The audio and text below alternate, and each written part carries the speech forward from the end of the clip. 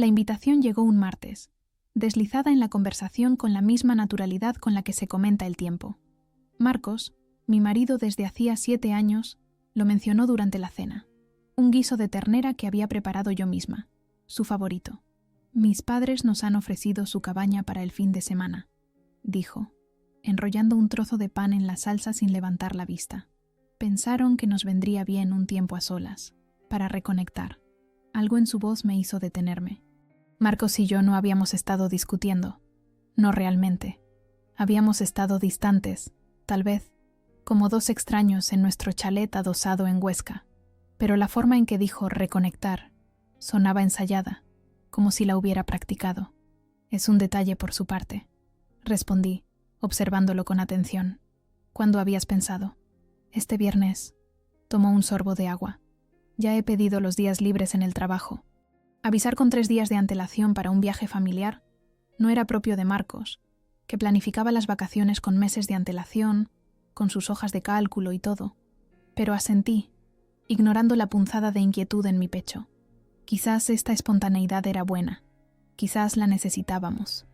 El jueves por la noche, saqué mi bolsa de viaje del armario y empecé a hacer el equipaje. Marcos había sido extrañamente específico sobre lo que debía llevar. Ropa cómoda, nada elegante, mis botas de montaña, un buen libro. Cuando fui a coger mi portátil, negó con la cabeza. Déjalo. Se trata de desconectar de todo lo demás. Dudé, pero cerré el cajón. Mientras doblaba un jersey, vi a Marcos escribiendo un mensaje, con una expresión reservada. Cuando le pregunté quién era, murmuró, «Solo papá», confirmando detalles, y se guardó rápidamente el teléfono en el bolsillo. Más tarde, lo oí en el pasillo, con la voz baja. «Sí, todo está listo. Ella no sospecha nada. Lo sé, mamá. Sé lo que hago». Se me encogió el estómago, pero aparté el pensamiento que se formaba en mi mente. Marcos me quería. Sus padres, Elena y Ricardo Ferrer, siempre habían sido amables, aunque un poco fríos. Seguramente eran imaginaciones mías. El viernes por la mañana, condujimos hacia el norte, hacia el lago de la Quietud, donde la cabaña de la familia Ferrer se alzaba en una orilla aislada. El viaje de 3 horas transcurrió mayormente en silencio, salpicado por los comentarios ocasionales de Marcos sobre lugares de interés o recuerdos de viajes de su infancia. Intenté participar, preguntando por sus lugares o actividades favoritas en el lago, pero sus respuestas eran cortas, distraídas. «¿Estás bien?», le pregunté finalmente, cuando giramos por el camino de grava que llevaba a la cabaña. «Solo cansado», dijo, ofreciendo una sonrisa que no llegó a sus ojos, deseando relajarme. La cabaña apareció entre los pinos, una hermosa construcción de madera con una amplia terraza con vistas al agua. El todoterreno de Elena y Ricardo ya estaba aparcado en la entrada. Cuando nos detuvimos, salieron al porche, con jerseys a juego y sonrisas forzadas. «Sofía, querida», llamó Elena, saludando con demasiado entusiasmo. «Qué alegría que hayas podido venir». La frase me pareció extraña. Por supuesto que vendría. Era la esposa de Marcos, pero le devolví el saludo y ayudé a descargar las maletas, notando cómo Ricardo apenas me dirigía la palabra, centrándose en cambio en darle una palmada en el hombro a Marcos y susurrarle algo que hizo que mi marido asintiera solemnemente. Dentro, la cabaña olía a pino y a café. Elena había preparado el almuerzo. Sándwiches dispuestos en una bandeja, fruta cortada en cubos perfectos, todo impecable como siempre. «Sofía, ¿quieres agua o té?», preguntó, sirviendo ya el agua sin esperar mi respuesta. Durante el almuerzo, la conversación fluyó a mi alrededor, sin incluirme. Hablaron de familiares que nunca había conocido, de recuerdos de la infancia de los que no formé parte, de bromas internas que terminaban en risas abruptas cuando recordaban mi presencia. Yo sonreía y asentía, interpretando el papel de la esposa comprensiva, aunque me sentía cada vez más como una intrusa. Después de comer, Marcos sugirió un paseo por la orilla. A solas, esperaba que finalmente pudiéramos hablar con sinceridad, pero se pasó todo el tiempo señalando árboles y pájaros, llenando el silencio con datos en lugar de sentimientos. «Marcos», dije finalmente, deteniéndome para mirarlo de frente, «¿qué está pasando realmente? Llevas días actuando de forma extraña». Pareció sorprendido. Luego se recompuso. No pasa nada. Solo quiero que pasemos un buen fin de semana. Me apartó un mechón de pelo de la cara. Un gesto que antes me parecía íntimo, pero que ahora se sentía artificial. Volvamos. Mamá está preparando su famoso estofado de jabalí. La cena fue otro ejercicio de exclusión. Elena servía a todos, pero de alguna manera siempre se olvidaba de pasarme los platos hasta que yo se lo pedía. Ricardo no paraba de rellenar la copa de vino de Marcos mientras ignoraba la mía. Discutieron planes para el verano, una reunión familiar en Asturias, sin mencionar mi inclusión. Después de la cena, sugirieron jugar a las cartas. Jugamos a la pocha, y no pude evitar notar cómo todos parecían ir a por mí, asegurándose de que acumulara la mayor cantidad de puntos de penalización. Cuando gané una mano a pesar de sus esfuerzos, el silencio fue palpable. ¿Alguien quiere postre?, preguntó finalmente Elena, rompiendo la tensión. He hecho bizcocho de chocolate. Mientras nos sentábamos alrededor de la chimenea con el bizcocho y el café, Marcos de repente me puso la mano en la rodilla. Mañana hay que madrugar, anunció. Deberíamos ir todos a descansar. ¿Qué pasa mañana?, pregunté. Ver el amanecer en el lago, respondió Ricardo. Tradición familiar. En nuestro dormitorio, Marcos se mostró inusualmente atento, preparando mi pijama, abriendo las sábanas de la cama. Incluso me sirvió una copa de vino, para ayudarte a dormir, y me besó en la frente antes de que me metiera en la cama. Te quiero, Sofía, dijo. Palabras que deberían haberme reconfortado, pero que de alguna manera sonaron a despedida. El sueño llegó rápidamente. El vino me dejó los miembros pesados, los pensamientos borrosos. Soñé que el agua subía, que unas manos me empujaban hacia abajo, que unas voces susurraban. Es lo mejor. Cuando abrí los ojos, el mundo se balanceaba suavemente. La luz del amanecer se filtraba a través de la niebla, iluminando un entorno desconocido. No estaba en la cama. Estaba tumbada sobre las duras tablas de madera de una pequeña barca de pesca, con una fina manta sobre mí, flotando en medio del lago. El pánico me invadió mientras me incorporaba. La barca se tambaleaba peligrosamente. No había remos, ni motor, solo yo, una manta y un trozo de papel doblado en mi regazo. Con los dedos temblorosos, lo desdoblé. El rocío de la mañana hizo que la tinta se corriera ligeramente mientras leía 3 palabras que lo cambiaron todo. Tú elegiste esto. El tiempo pareció detenerse mientras miraba esas 3 palabras. Tú elegiste esto. La letra era de Marcos, la misma caligrafía pulcra y precisa con la que firmaba las tarjetas de aniversario y las listas de la compra. La misma mano que había acariciado mi cara la noche anterior antes de que cayera en un sueño inducido por las drogas. Mi primer instinto fue gritar. Abrí la boca, pero el sonido murió en mi garganta mientras escudriñaba la orilla neblinosa. La cabaña apenas se veía a través de la niebla, una silueta oscura contra los pinos. Ningún movimiento. Nadie venía a rescatarme o a admitir que era una broma cruel. ¿Hola? Llamé finalmente, mi voz fina y débil resonando sobre el agua. Solo el silencio respondió, puntuado por el suave chapoteo de las olas contra el casco de madera. La realidad me golpeó como agua helada. Esto fue deliberado. La invitación de fin de semana. El comportamiento extraño. La exclusión. El vino antes de dormir. Mi marido y sus padres me habían drogado. Me habían llevado a esta barca. Y me habían abandonado en medio del lago de la quietud al amanecer. La barca se balanceó mientras me movía, creando ondas en la superficie vítrea. Me estabilicé, de repente consciente de lo fácil que podría volcar. El agua estaría gélida a estas alturas del año. ¿Cuánto podría sobrevivir? ¿Minutos? ¿Era esa su esperanza? ¿Que la naturaleza terminara lo que ellos habían empezado? Piensa, Sofía, me susurré. Piensa. Me palpé los bolsillos y encontré mi móvil todavía allí. Un milagro que habían pasado por alto, o quizás una crueldad intencionada, dejándome un salvavidas que asumieron que sería inútil. Mis manos temblaban mientras comprobaba la cobertura. Una raya intermitente. La batería al 42%. Llamé primero a Marcos, conteniendo la respiración mientras sonaba. 1 vez, 2, 3. Luego, el buzón de voz. Marcos, dije, con la voz más firme de lo que me sentía. Estoy en medio del lago. Si esto es algún tipo de prueba o broma, Se acabó. Ven a buscarme ahora. Terminé la llamada y volví a marcar de inmediato. Directo al buzón de voz esta vez. Había apagado el móvil.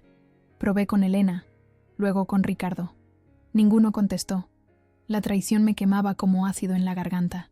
3 personas habían conspirado para abandonarme aquí. 3 personas habían decidido que yo era desechable. La nota se arrugó en mi puño. Tú elegiste esto. ¿Qué había elegido yo? ¿Casarme con Marcos? ¿No estar de acuerdo con Elena sobre las vacaciones del año pasado? ¿Hacer preguntas sobre las finanzas familiares que Ricardo siempre controlaba? ¿Sugerir terapia cuando Marcos se distanció? Las lágrimas amenazaron con brotar, pero las contuve. Llorar no me salvaría. La acción sí. Marqué el 112, rezando para que la única raya de cobertura aguantara. 112. ¿Cuál es su emergencia? Una voz de mujer, clara a pesar de la débil conexión. Me han abandonado en una barca en el lago de la quietud, dije, forzando la calma en mi voz. Mi marido y sus padres me han drogado y me han dejado aquí. Una pausa. Señora, ¿está en peligro inminente de ahogarse? La barca parece estable, pero no tengo remos, ni chaleco salvavidas, y no sé nadar bien. Miré a mi alrededor, tratando de identificar puntos de referencia a través de la niebla. Estoy cerca de una cabaña en la orilla noreste. La propiedad pertenece a Ricardo y Elena Ferrer. Estoy enviando al equipo de rescate acuático ahora. ¿Puede compartir la ubicación de su teléfono? Busqué a tientas en los ajustes y activé la ubicación. Hecho. Bien. Manténgase en la línea si es posible. Intente no hacer movimientos bruscos. Mientras la operadora transmitía la información al equipo de rescate, una nueva emoción comenzó a reemplazar mi miedo. Rabia. Pura rabia fundida. Esta gente, mi familia, había planeado esto meticulosamente. Habían decidido que no merecía la dignidad humana básica. Habían jugado con mi vida. Necesito hacer otra llamada, le dije a la operadora. La batería de mi móvil está baja. Tenemos sus coordenadas, me aseguró. La ayuda está en camino. Llegada estimada en 40 minutos. Gracias. Colgué, ahorrando la preciosa batería. Me quedé mirando mi móvil, debatiendo mi siguiente movimiento. Una confrontación directa les daría tiempo para inventar mentiras, para pintarme como una persona inestable. Necesitaba una baza. Abrí mis mensajes de texto y compuse uno nuevo para Ricardo. He llamado a la Guardia Civil. Están rastreando la barca. Tenéis 10 minutos para dar una explicación antes de que esto se convierta en noticia nacional. Mi dedo se cernió sobre enviar. Era mi única carta. Una vez enviada, no podría deshacerlo. Pulsé el botón. Aparecieron 3 puntos casi de inmediato. Ricardo estaba escribiendo. Luego se detuvo. Escribiendo de nuevo. Luego nada. 2 minutos después, sonó mi teléfono. El número de Elena. ¿Sofía? Su voz era aguda, llena de pánico. «Sofía, ¿dónde estás?» «Sabes perfectamente dónde estoy, Elena». Mi voz era de hielo. «¿Dónde me dejasteis?» «Ha habido un terrible malentendido», tartamudeó. «Pensamos... Marcos dijo que quería que me drogaran y me abandonaran. Inténtalo de nuevo». «Estabas muy alterada anoche», continuó, inventando sobre la marcha. «Dijiste que necesitabas espacio, que querías ver el amanecer sola. Deja de mentir». Mis nudillos se pusieron blancos alrededor del teléfono. «La Guardia Civil está viniendo. Encontrarán que mis huellas dactilares no están en los remos que no están aquí. Analizarán mi sangre y encontrarán lo que sea que pusisteis en mi vino. Registrarán vuestra cabaña y encontrarán pruebas de premeditación». Silencio. Luego, voces ahogadas mientras cubría el teléfono para consultar con los demás. Ricardo se puso al teléfono. «Sofía, sé razonable. Esto ha ido demasiado lejos. Podemos sentarnos todos como adultos. Como los adultos que me dejaron para morir en un lago». La barca se mecía con mi ira. El agua salpicaba por el borde. «Demasiado tarde para ser razonable, Ricardo. Estás montando una escena por nada», siseó, su fachada amistosa resquebrajándose. Marcos intentó que esto funcionara, pero siempre ha sido difícil. Siempre presionando, cuestionando, sin encajar nunca. «Ricardo», la voz de Elena de fondo, advirtiendo. Me reí, un sonido áspero que me sorprendió incluso a mí. Sigue hablando, Ricardo. Lo estoy grabando todo. No lo estaba, pero él no lo sabía. La línea se cortó. Minutos después, llamó Marcos. Sofía, empezó. Su voz una estudiada mezcla de preocupación y autoridad. ¿Dónde estás? Nos hemos despertado y no estabas. Estábamos muertos de preocupación. La actuación era impecable. El marido atento, confundido por la desaparición de su esposa. ¿Cuántas veces lo habría ensayado? ¿Cuánto tiempo lo habían planeado? Guárdatelo para la policía. Dije. Estarán aquí pronto. ¿La policía? Sofía, estás exagerando. Si querías atención... ¿Atención? La palabra explotó en mí. ¿Me dejasteis para morir y crees que quiero atención? Nadie se está muriendo, dijo, la exasperación reemplazando la preocupación. Es un lago tranquilo, una barca resistente. Te dejamos un teléfono. Si hubieras leído la carta entera en lugar de sacar conclusiones precipitadas, no había nada más que leer, Marcos. Solo, tú elegiste esto. 3 palabras. Una pausa. Eso es imposible. Papá escribió una página entera explicándolo todo. Un escalofrío me recorrió, distinto al del aire de la mañana. O Marcos mentía, o Ricardo había cambiado el plan sin decírselo. De cualquier manera, ya se estaban delatando entre ellos. Contrasta tu versión con tu padre, dije. Tienes unos 20 minutos antes de que vuelva a la orilla con una escolta policial. Colgué y observé cómo la niebla de la mañana comenzaba a levantarse, revelando la extensión completa del lago. A lo lejos, distinguí una pequeña lancha a motor que se acercaba, demasiado pequeña para ser de la policía, moviéndose demasiado directamente para ser un navegante al azar. Mi teléfono sonó de nuevo. Marcos. Rechacé la llamada. Luego Ricardo. Rechazada. Elena. Rechazada. Siguieron llamando, cada vez más desesperados a medida que su plan cuidadosamente construido se desmoronaba. Me senté erguida en la barca, con los ojos fijos en la embarcación que se acercaba. No sabía qué pasaría a continuación, pero una cosa era cierta. Cualquier futuro que hubieran planeado para mí acababa de hundirse en el fondo del lago de la quietud. La lancha que se acercaba pertenecía al Seprona de la Guardia Civil. 2 agentes uniformados redujeron la velocidad al acercarse, sus expresiones cambiando de la respuesta rutinaria a la preocupación cuando me vieron. Una mujer sola, agarrando un teléfono y una nota arrugada, temblando a pesar de que el sol de la mañana ya atravesaba la niebla. «Señora Ferrer», llamó la agente de más edad, una mujer con el pelo canoso recogido en un moño apretado. «Soy la agente Delgado. Este es el agente Moreno. ¿Está herida?» «No», respondí, mi voz más firme de lo que esperaba. «Solo tengo frío. Y creo que ahora es señorita Collins». Se acercaron y me ayudaron a pasar a su lancha.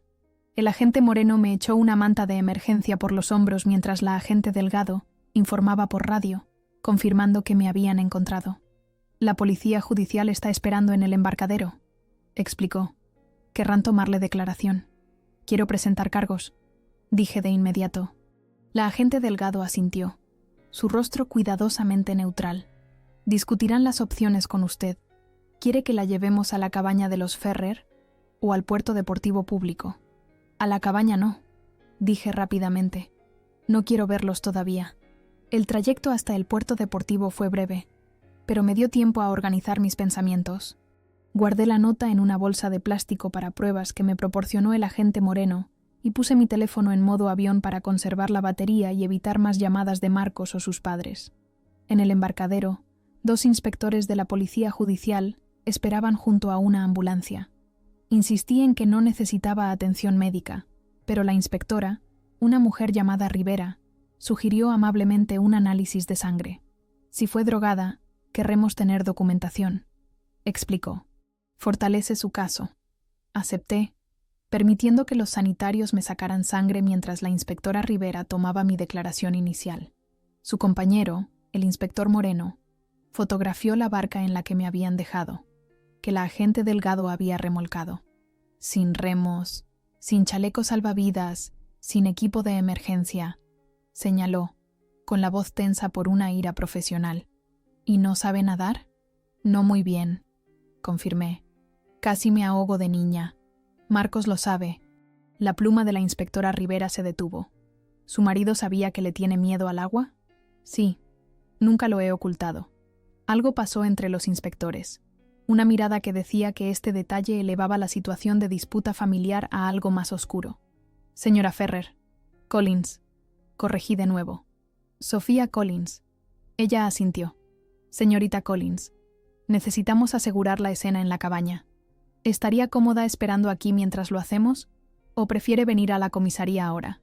En realidad, dije, formándose un plan en mi mente, me gustaría ir a un lugar completamente diferente. ¿Puede alguien llevarme a Jaca? Necesito una habitación de hotel, algo de ropa y tiempo para pensar. La inspectora Rivera dispuso que un coche patrulla me llevara a un hotel en Jaca, a unos 40 minutos al sur. La distancia se sentía necesaria, lo suficientemente cerca para estar disponible para la investigación, pero lo suficientemente lejos para respirar. En la habitación del hotel, finalmente me permití llorar. Las lágrimas llegaron en oleadas violentas, mi cuerpo temblando de rabia, alivio y conmoción. Lloré hasta que mi garganta estuvo en carne viva, hasta que me ardieron los ojos, hasta que la tormenta dentro de mí se calmó lo suficiente como para pensar con claridad de nuevo. Pedí servicio de habitaciones, me di una ducha hirviendo, y luego hice algo que nunca había hecho antes. Llamé a mi gestoría para decir que estaba enferma, explicando que tenía una emergencia familiar. Mi jefa, Isabel, no hizo preguntas. Una pequeña merced. Luego empecé a documentarlo todo. Comenzando con nuestra boda 7 años atrás, tracé el sutil patrón de aislamiento en el que se había convertido mi matrimonio. Cómo Marcos me había animado a aceptar un trabajo en la empresa de un amigo suyo en lugar del puesto en Barcelona que me habían ofrecido. Cómo nos habíamos mudado a Huesca porque sus padres estaban allí, no por el mercado laboral como él había afirmado. Cómo las cenas con mis amigas de la universidad siempre parecían coincidir con alguna obligación familiar de los Ferrer. Cómo mis sugerencias de pasar las vacaciones con mis padres en La Rioja eran sistemáticamente rechazadas. Anoté las críticas constantes de Elena. Mi forma de cocinar, mi ropa, mis decisiones profesionales, siempre dichas con una sonrisa y seguidas de un «pero te queremos de todos modos, querida». Los consejos financieros de Ricardo que siempre me hacían sentir incompetente, a pesar de mi título en empresariales y mi exitosa carrera gestionando el dinero de otras personas. Documenté los comentarios que me habían parecido extraños en su momento, pero que ahora formaban un patrón claro. A veces me pregunto si Marcos tomó la decisión correcta.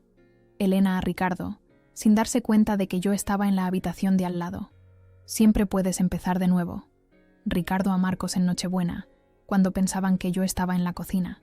Hay gente que simplemente no encaja en una familia, por mucho que todos se esfuercen. Elena a su hermana por teléfono. Anoté la extraña conversación que había oído por casualidad hacía 3 semanas. Marcos al teléfono diciendo: «No puedo simplemente dejarla, papá. No es tan simple. Hay implicaciones legales». El patrón era innegable.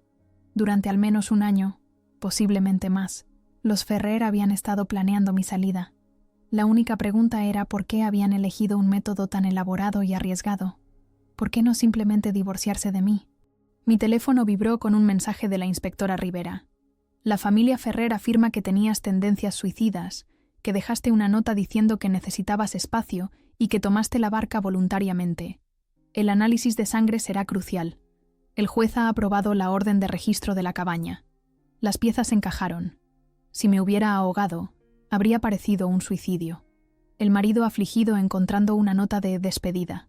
Los suegros preocupados que intentaron ayudar. Un trágico accidente o un suicidio, no un asesinato. Le respondí. Revisad el botiquín. Bote de pastillas verde para dormir. Marcos lo compró la semana pasada. Puede que coincida con lo que tengo en mi sistema. La inspectora Rivera respondió de inmediato. Ya lo hemos embolsado. Buena idea. Llegó un nuevo mensaje, de Marcos. Esto ha ido demasiado lejos.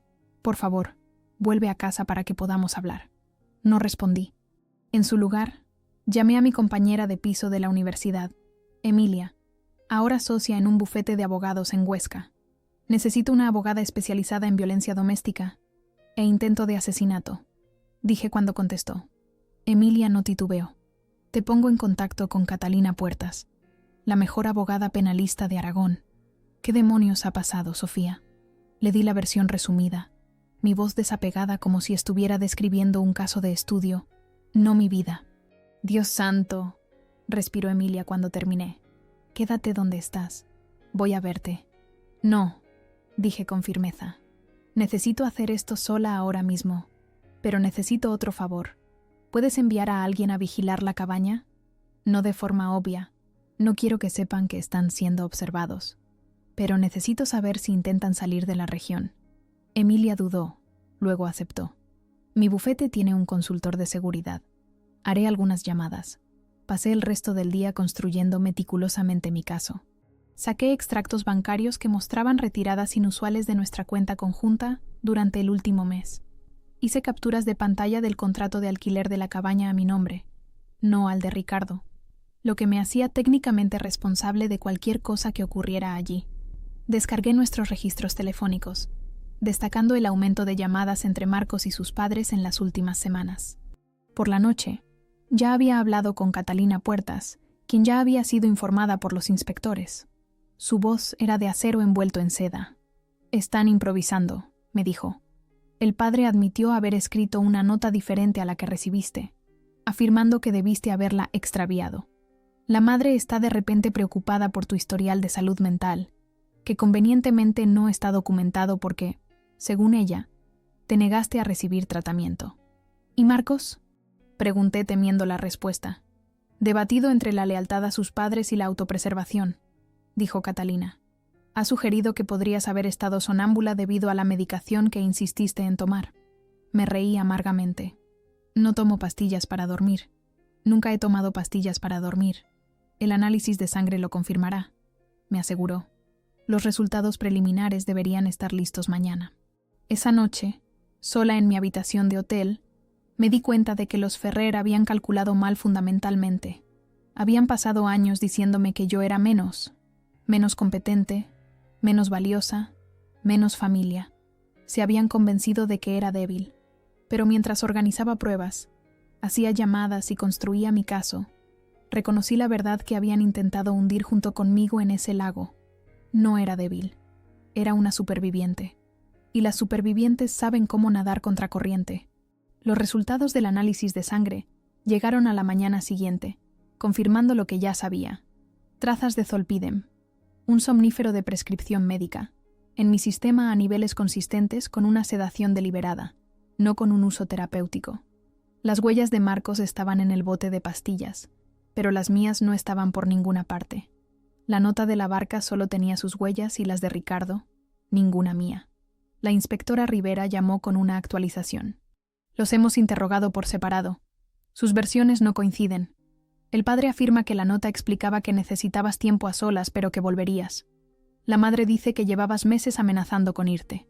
Tu marido insiste en que sabías lo de la barca y que planeabas remar hasta un lugar especial para reflexionar al amanecer. ¿Y los remos que faltan?», pregunté. «Afirma que debiste dejarlos caer al agua». Cerré los ojos, visualizando el rostro de Marcos mientras mentía.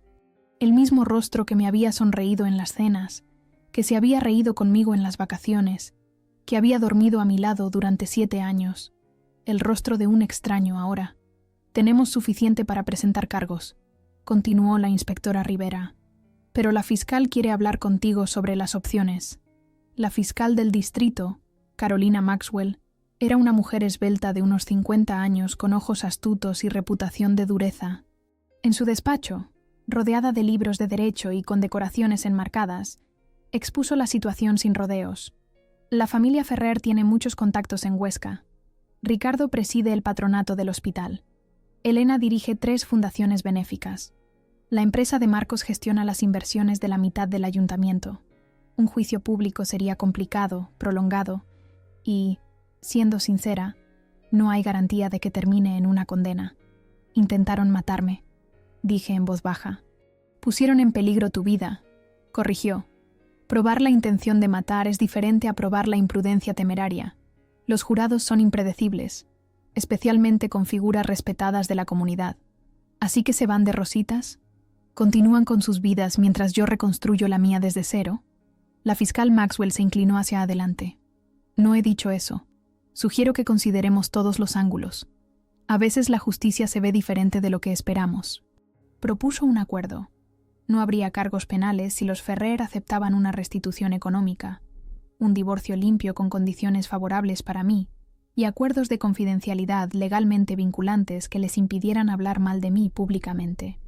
Estarías económicamente segura, señaló, libre para empezar de nuevo sin años de traumáticos procesos judiciales. Catalina Puertas, mi abogada, pidió tiempo para discutir las opciones en privado. Cuando la fiscal se fue, Catalina se volvió hacia mí. No es lo ideal, admitió, pero tiene razón sobre los desafíos. Los juicios con jurados son impredecibles, especialmente contra acusados con recursos y prestigio en la comunidad. No me importa el dinero, dije. Quiero que afronten las consecuencias. La expresión de Catalina se suavizó. Entonces tenemos que ser estratégicas. El sistema de justicia penal podría no darte lo que necesitas. Pero hay otras formas de asegurar que haya consecuencias. Durante la semana siguiente, rechacé la oferta de acuerdo, pero acepté posponer la presentación de cargos penales mientras reunía más pruebas. Me mudé del hotel a un apartamento amueblado en Zaragoza, a 1 hora de Huesca. Emilia me consiguió una excedencia en mi empresa, citando una emergencia personal. Pasé mis días construyendo lo que Catalina llamó el plan de rendición de cuentas. Recuperé viejos correos electrónicos, mensajes de texto, fotos. Documenté transacciones financieras que mostraban cómo los Ferrer me habían aislado sistemáticamente y controlado nuestros recursos. Recopilé declaraciones de testigos de amigos que habían observado un comportamiento preocupante por parte de Marcos o sus padres. El cuadro que surgió fue condenatorio. Años de sutil abuso emocional, control financiero y un aislamiento creciente que culminó en el incidente del lago. Catalina solicitó el divorcio por trato cruel e inhumano, junto con órdenes de emergencia, para congelar nuestros bienes conjuntos. La respuesta de Marcos llegó rápidamente. Una oferta de acuerdo a través de su abogado, proponiendo un reparto de bienes 60-40 a su favor y sugiriendo que yo había malinterpretado los acontecimientos debido a problemas de salud mental continuos. Lo rechacé sin contraoferta. 3 días después, el abogado de Ricardo contactó a Catalina, sugiriendo una reunión privada para resolver los asuntos discretamente. De nuevo, me negué. 2 semanas después del lago, estaba lista para la siguiente fase. Alquilé una pequeña sala de eventos en un hotel de Zaragoza y envié invitaciones formales a los Ferrer, Marcos, Elena y Ricardo, solicitando su presencia para una discusión de resolución con mediadores. Catalina cuestionó la sensatez del contacto cara a cara, pero le aseguré que era necesario.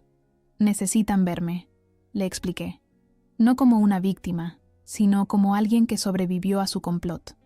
El día de la reunión, llegué temprano para prepararme. La sala era elegante pero íntima. Una mesa de roble pulido, sillas cómodas, una pequeña barra con café y agua. En un extremo, había colocado un portátil conectado a un proyector apuntando a la pared en blanco. Catalina y Emilia me flanqueaban, profesionales en trajes oscuros, con los archivos ordenados ante ellas. Los Ferrer llegaron juntos, un frente unido. Marcos parecía demacrado, su habitual pulcritud empañada por el estrés. La sonrisa de Elena era fija y frágil. La confianza de Ricardo parecía intacta, aunque evitaba mi mirada. Sofía, empezó Marcos, intentando tomar mi mano sobre la mesa. Me alegro mucho de que estés lista para hablar. Toda esta situación ha sido un terrible malentendido. No le tendí la mano. Por favor, sentaos. Todos vosotros. Intercambiaron miradas, pero obedecieron. Ricardo carraspeó. Espero que podamos dejar atrás este desafortunado episodio. Hemos preparado una oferta generosa que creo que encontrarás. No estoy aquí por vuestro dinero, interrumpí. Estoy aquí por la verdad. La risa de Elena fue aguda y nerviosa. La verdad es que todos cometimos errores. Las emociones se desbordaron. Se dijeron e hicieron cosas que ninguno de nosotros quería decir. ¿No queríais drogarme y dejarme en una barca sin remos?, pregunté con voz firme. Sofía, suplicó Marcos, sabes que no fue así. Estabas alterada. Querías espacio. Papá te dejó una nota explicándolo todo. ¿Esta nota? Pulsé un botón en el portátil, y el proyector iluminó la pared con una imagen ampliada de las 3 palabras. Tú elegiste esto. Eso no es... empezó Ricardo. Vuestras huellas dactilares. Continué, pasando a la siguiente diapositiva que mostraba el informe forense. Las vuestras y las de Marcos, no las mías. Otra diapositiva, el informe de toxicología destacando los niveles de Zolpidem en mi torrente sanguíneo. Una receta a nombre de Marcos. Narré, expedida 3 días antes de nuestro viaje. Un fármaco que nunca he tomado, nunca he pedido, nunca he necesitado. Diapositiva tras diapositiva apareció en la pared, extractos bancarios mostrando retiradas inusuales, el contrato de alquiler de la cabaña a mi nombre, registros telefónicos documentando el aumento de llamadas entre Marcos y sus padres, una declaración de la farmacia, confirmando que Marcos había solicitado específicamente que el medicamento se dispensara sin consulta. Los Ferrer se quedaron en un silencio atónito, viendo cómo su narrativa cuidadosamente construida se desintegraba ante sus ojos. «¿Qué quieres?», preguntó finalmente Ricardo con la voz ronca. «Reconocimiento», dije simplemente. «Quiero que admitáis lo que hicisteis, por qué lo hicisteis y que estuvo mal. ¿Y si no lo hacemos?». La barbilla de Elena se alzó desafiante. Asentía Catalina, quien deslizó 3 carpetas idénticas sobre la mesa. «Estas contienen copias de todo lo que acabáis de ver, además de pruebas adicionales. También contienen citaciones judiciales, no solo para el proceso de divorcio, sino para cargos penales de intento de asesinato, conspiración y agresión con agravantes». Marcos palideció. «No puedes probar la intencionalidad». «De hecho», intervino Emilia, abriendo su portátil. «Sí podemos». Giró la pantalla para mostrar un archivo de audio.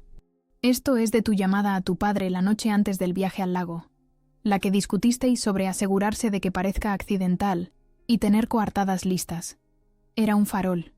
No teníamos tal grabación, pero la mirada de pánico que intercambiaron los Ferrer me lo dijo todo. Estáis siendo grabados ahora», les informé, señalando el pequeño dispositivo sobre la mesa. «Todo lo que digáis puede ser y será usado en el juicio. Así que preguntaré una vez más. ¿Reconoceréis lo que hicisteis?». El silencio se alargó, denso de tensión y miedo. Entonces, inesperadamente, Marcos empezó a llorar. «Lo siento», susurró. «Nunca pensé que llegaría tan lejos. Se suponía que solo era un susto, una forma de hacer que te fueras por tu cuenta. Papá dijo que si te sentías abandonada, firmarías cualquier acuerdo de divorcio que ofreciéramos». Elena ahogó un grito. El rostro de Ricardo se endureció como una piedra. «¿Y las pastillas para dormir?», presioné. «Para que no te despertaras durante el traslado a la barca», admitió Marcos, evitando las miradas de sus padres. «Se suponía que te despertarías más tarde. Te darías cuenta de que te habíamos dejado y remarías de vuelta tú misma. Pero papá pensó...». Se detuvo bruscamente. «¿Papá pensó qué?», le animé. Ricardo se levantó de repente. «Esta reunión ha terminado. Nos veremos en los tribunales». Sonreí por primera vez desde que entré en la sala. En realidad no lo haremos, porque esta grabación, junto con la confesión parcial de Marcos, será entregada al Heraldo de Aragón mañana por la mañana, a menos que todos firméis los papeles que hay al final de vuestras carpetas. Pasaron frenéticamente a las últimas páginas. Admisión completa de culpabilidad, restitución económica equivalente a la mitad de los activos de la familia Ferrer y renuncia a sus respectivos cargos en la comunidad. «Nos estás destruyendo», susurró Elena. «No», la corregí. «Eso lo hicisteis vosotros mismos cuando decidisteis que yo era prescindible. Las consecuencias llegaron en oleadas, como las ondas que se extienden desde una piedra arrojada a aguas tranquilas. Los Ferrer lo firmaron todo ese día, con las manos temblorosas y los rostros cenicientos. Salieron de la sala de reuniones en silencio. 3 conspiradores rotos cuyo plan perfecto había fracasado catastróficamente. Esperaba sentir triunfo, reivindicación, quizás incluso alegría. En cambio, me sentí vacía, despojada de la rabia que me había alimentado desde que desperté en aquella barca. La victoria era pírrica. Había ganado, pero a costa de todo lo que había construido durante 7 años. «¿Qué pasa ahora?», le pregunté a Catalina mientras los veíamos alejarse del hotel. «Ahora reconstruyes», dijo simplemente. La reconstrucción comenzó con asuntos prácticos. El acuerdo económico me proporcionó lo suficiente para comprar un pequeño bungalow en Ainsa, un pueblo del Pirineo aragonés donde nadie me conocía, ni conocía el apellido Ferrer. Renuncié a mi puesto en la consultora, no dispuesta a enfrentar los inevitables susurros y miradas compasivas. El divorcio se finalizó en tiempo récord, sin que Marcos opusiera resistencia a ninguna de las condiciones. Recuperé mi apellido de soltera, Collins, despojándome de la identidad Ferrer como un abrigo que no me quedaba bien. Cambié de banco, de número de teléfono, creé nuevas cuentas de correo electrónico. Me borré y empecé de nuevo. El primer mes en AINSA, apenas salí de casa. Pedía la compra por internet. Rechazaba invitaciones de nuevos vecinos. Mantenía las cortinas echadas. Las pesadillas me acosaban. El agua subiendo, manos empujándome. Esa nota flotando ante mis ojos. Me despertaba jadeando, con las sábanas empapadas de sudor, convencida de que me estaba ahogando. Mi terapeuta, la doctora Herrero, lo llamó estrés postraumático. Tu cuerpo todavía está librando una batalla que tu mente sabe que ha terminado, explicó durante nuestras sesiones 2 veces por semana. Necesita tiempo para ponerse al día. La doctora Herrero sugirió llevar un diario. Al principio me resistí. Lo último que quería era revivir esos momentos, pero finalmente lo intenté. Cada noche, escribía no sobre el trauma, sino sobre la persona que era antes de él. La Sofía que tenía sueños más allá de ser la esposa de Marcos Ferrer. La Sofía que una vez planeó abrir su propia consultoría financiera. La Sofía que amaba las caminatas de otoño, las novelas de misterio y hacer pasteles complicados desde cero. Lentamente, esa Sofía comenzó a resurgir.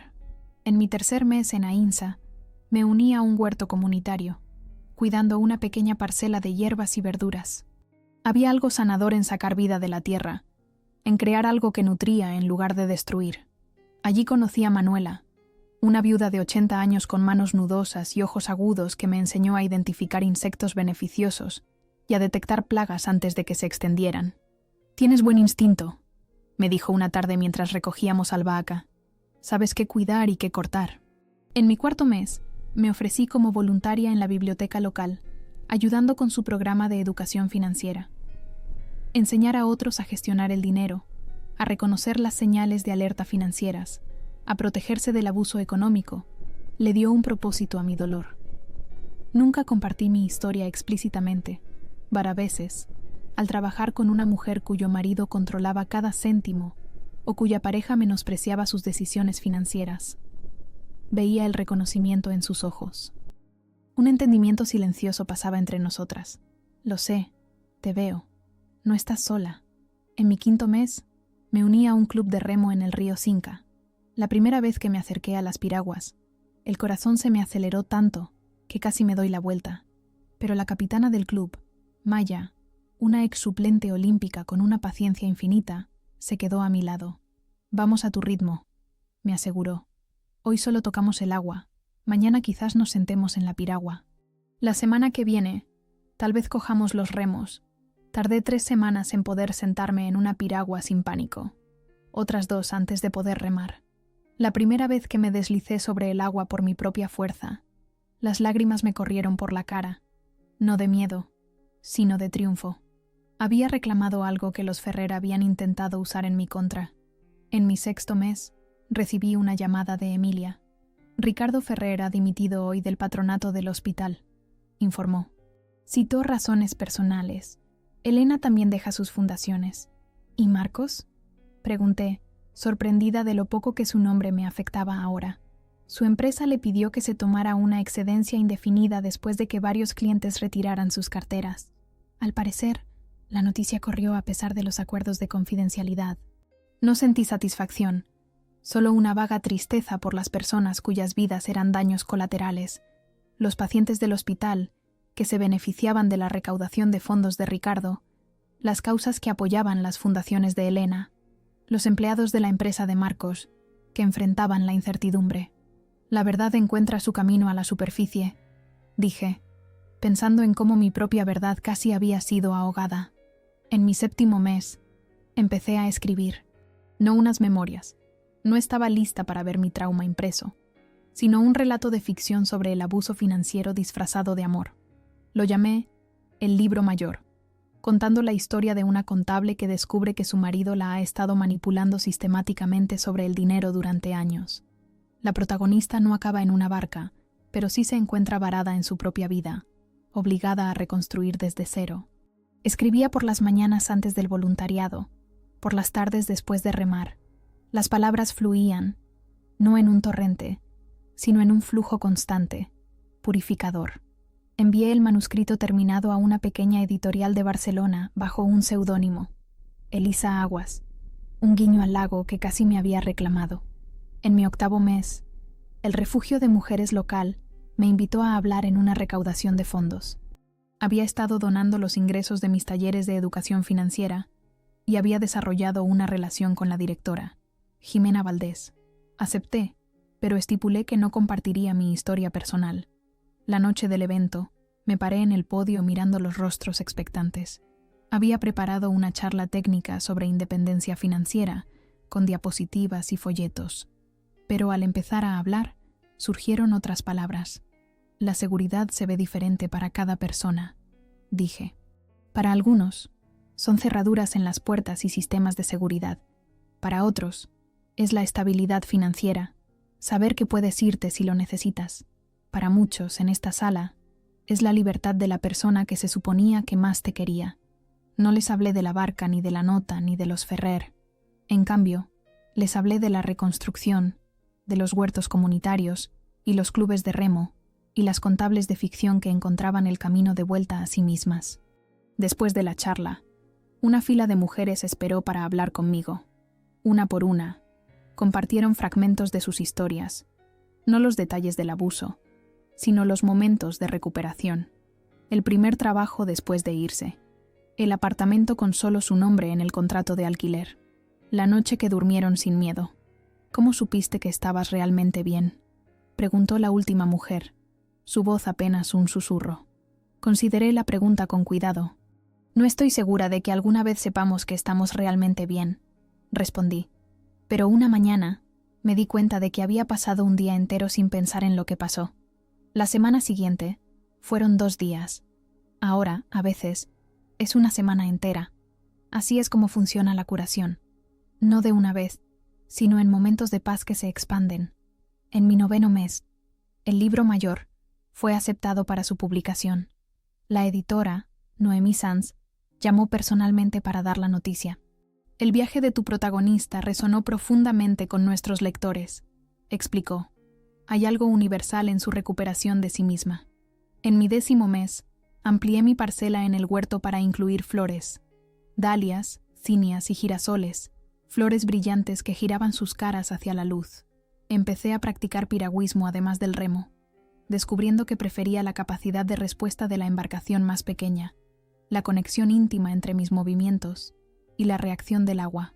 En mi 11º mes, recibí una invitación para hablar en una conferencia sobre abuso financiero en Barcelona. La misma semana, la doctora Herrero sugirió que redujéramos nuestras sesiones a 1 vez al mes. «Has hecho el trabajo, Sofía», dijo. «Has procesado el trauma y reconstruido tus cimientos. El resto es vivir».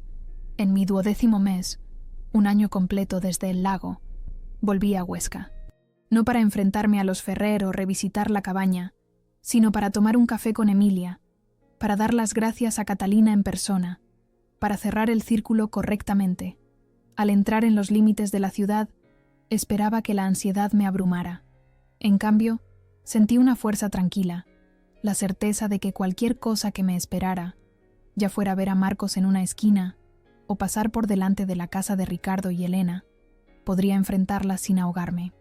Los Ferrer habían intentado escribir mi final. En cambio, sin querer, me habían dado un nuevo comienzo, uno escrito enteramente por mi propia mano. La primavera llegó a Ainsa con una explosión de verde, tiernos brotes abriéndose paso en la tierra de mi huerto, yemas desplegándose en el arce fuera de la ventana de mi cocina, nuevo crecimiento por todas partes. Mi novela, el libro mayor, se había publicado en febrero con un éxito modesto pero significativo. Mujeres escribían a Elisa Aguas, compartiendo historias de manipulación financiera y expresando su gratitud por dar voz a sus experiencias.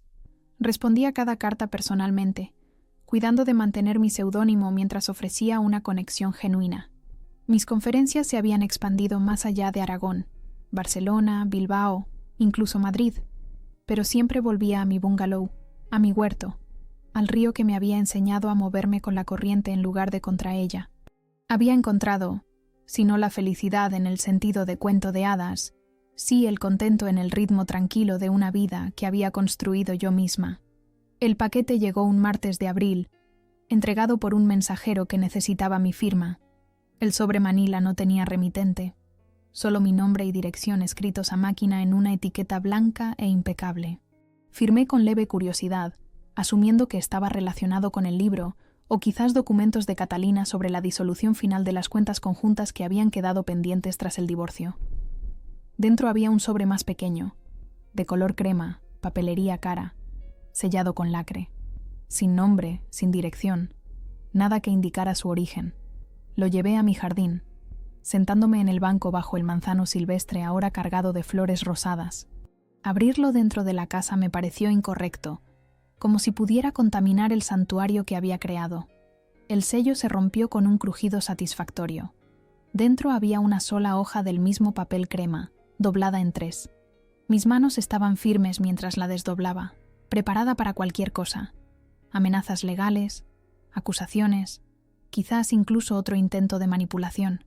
En cambio, encontré una sola frase, escrita en mayúsculas. Lo siento, nunca quise que llegara tan lejos. Sin firma, sin explicación. No se necesitaba contexto. Me quedé mirando las palabras, buscando la oleada emocional que esperaba.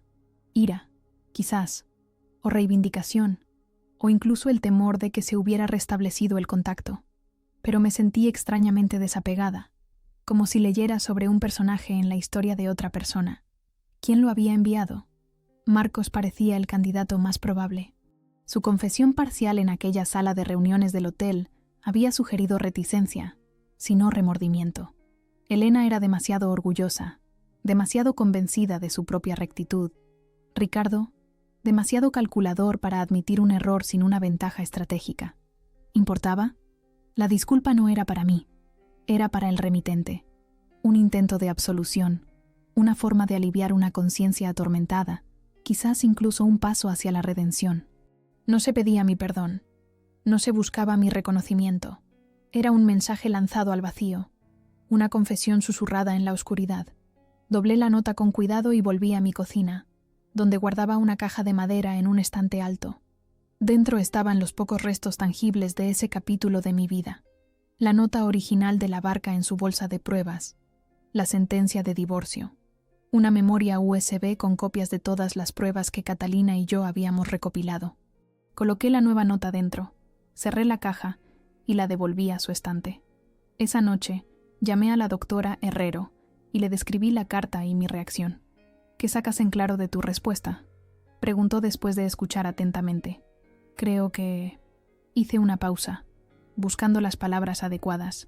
Creo que esperaba sentir algo más dramático, ira o satisfacción, o un cierre. Pero fue como leer sobre algo que le pasó a otra persona. Eso es significativo, señaló. Sugiere que te has separado verdaderamente del trauma. Ya no define tu paisaje emocional.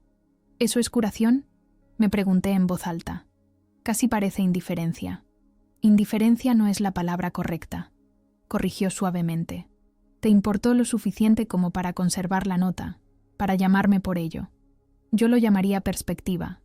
Has colocado esa experiencia donde pertenece, en tu pasado, no en tu presente o futuro. Esa noche, soñé con agua, no el lago frío y amenazante de mis pesadillas, sino un río cálido de verano, con la luz del sol moteando su superficie mientras me deslizaba en mi piragua. Me desperté descansada, el sueño perdurando como una bendición. Una semana después, recibí una llamada de Noemí Sanz, mi editora. El libro mayor había sido seleccionado para un prestigioso premio que reconocía la literatura que aborda el abuso doméstico. La ceremonia sería en Huesca. Podemos enviar a otro editor si no te sientes cómoda volviendo allí, ofreció Noemí, consciente a grandes rasgos de mi historia, aunque no de los detalles específicos. No, dije tras un momento de vacilación. Iré. La ceremonia se celebró en el Festival del Libro de Huesca, en el gran salón de baile del hotel donde una vez había asistido a eventos benéficos del brazo de Marcos, sonriendo educadamente mientras Elena me presentaba como la esposa de Marcos, en lugar de por mi nombre. Ahora entraba sola, con Elisa Aguas en mi acreditación y Sofía Collins en mi corazón. Escudriñé la sala por costumbre, esperando a medias ver a los Ferrer entre la multitud literaria. No estaban allí, por supuesto. Ricardo y Elena se habían mudado a Andalucía, según las actualizaciones ocasionales de Emilia. Marcos se había mudado a Madrid, aceptando un puesto muy por debajo de su cualificación en una pequeña firma de inversiones. El apellido Ferrer, antaño sinónimo de la alta sociedad de Huesca, se había desvanecido de la prominencia local. Cuando llamaron a Elisa Aguas para aceptar el premio, caminé hacia el podio con pasos medidos, mi vestido azul moviéndose alrededor de mis tobillos, los pendientes de plata de mi abuela captando la luz.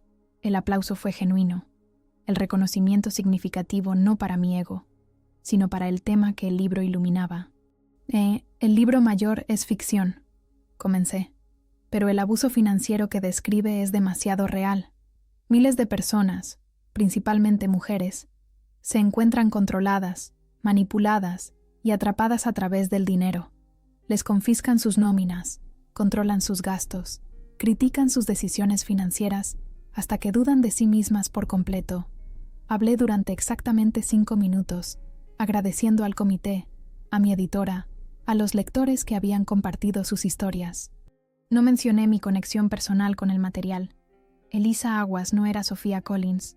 Su dolor no era mi dolor, aunque lo reflejara.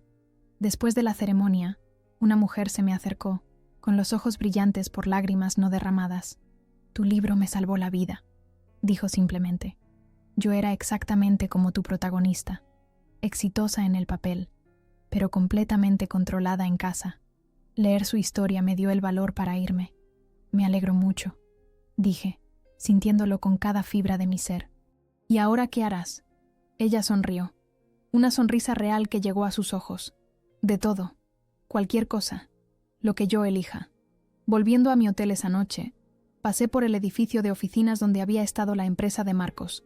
Una nueva señalización adornaba la entrada. Nuevas vidas se desarrollaban dentro. La ciudad continuaba, como hacen las ciudades, indiferente a los dramas de las vidas individuales, a las fortunas ascendentes y descendentes de sus habitantes. En mi habitación de hotel, abrí mi portátil y empecé a escribir. No otra novela, sino una carta a mí misma. La feché el 15 de abril, 1 año y 2 semanas desde que recibí la disculpa anónima, 2 años desde que desperté sola en el lago. «Querida Sofía», escribí, «hoy has vuelto al lugar donde casi te ahogas y has caminado con la cabeza fuera del agua.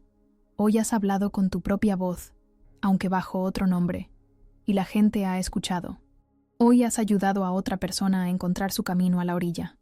Continué escribiendo hasta que la luz del amanecer aclaró el cielo fuera de mi ventana, las palabras fluyendo como el río que había llegado a amar. Cuando terminé, la leí una vez.